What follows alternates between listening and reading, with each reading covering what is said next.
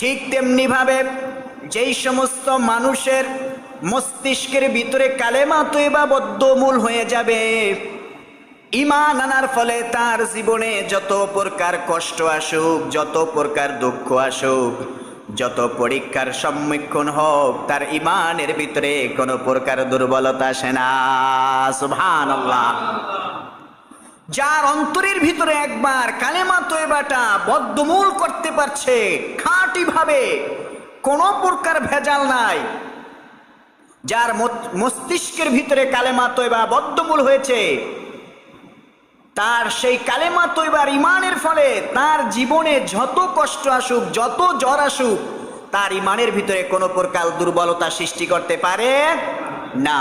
এটা হলো কালেমা তয়বার একটা বৈশিষ্ট্য। এটাকে এই জন্য আল্লাহ রাব্বুল আলামিন কোরআনে কারীমের ভিতরে বলেছেন, কালেমা তয়বা হলো একটা